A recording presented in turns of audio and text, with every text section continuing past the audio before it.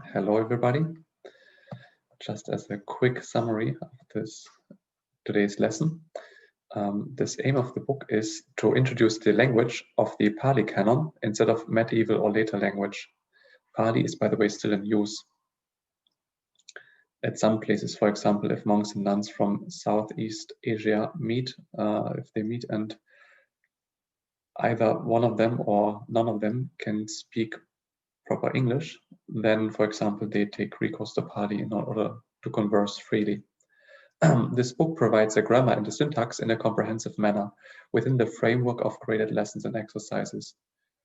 It is an internal study of the usage of a particular language at a particular time from the meaning of its texts and sentences.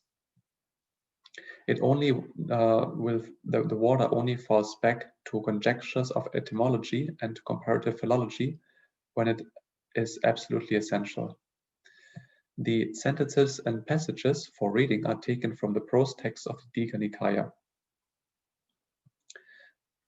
They are taken verbatim from the ṭīkā Nikāya and only have some simplification or some editing in the first few lessons to make it simpler.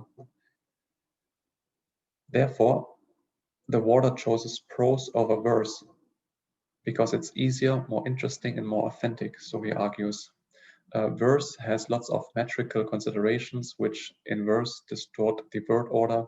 They influence the choice of words. It leads to insertion of superfluous words to fill the lines and produce irregular spellings through poetic license, and also induce the poet to use archaic words and inflections.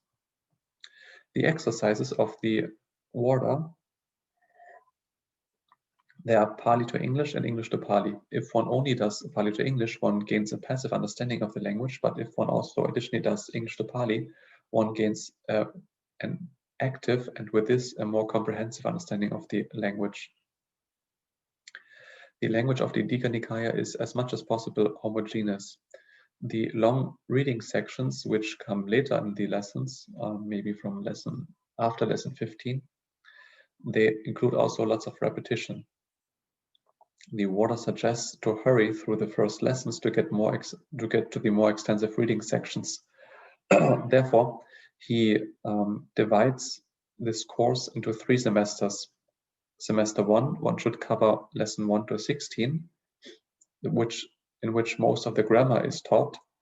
Lesson 17 to 23 is semester 2, which includes all the other declensions as they are met with in the passages and other less common forms, and carry the study of the use of compounds through the more difficult Bahobi sections until lesson 24. And in lesson 24 to lesson 30, which is the 3rd semester, it covers the rarest forms, besides treating the advanced branches of grammar, which give greater precision and interpretation, and which are important for composition in Pali, if this is required. But I choose a different style. I don't want to take this course within 3 semesters, but 4 semesters, because my experience is, and also my observation is, that if one spends a little bit more time in the initial stages, then one gains a more thorough understanding of the grammar, which in turn is a big help in order to not only read, but also memorize the Pali much quicker. The object of the book is to read the original Pali for oneself with least or no additional explanation. Therefore, he quotes the line saying aṭṭhadipa viharata aṭṭhasarana ananya sarana. So one should become an island or a lamp for oneself. One should take recourse to oneself and not take recourse to anybody else.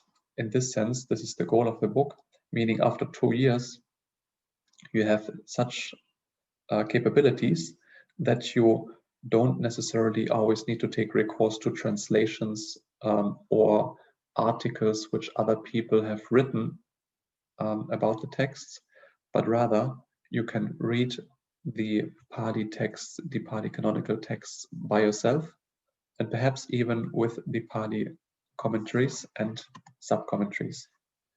so far for now. Then I see you on Thursday. Punadasanaya Tava Bhaveya Subham Mangalam.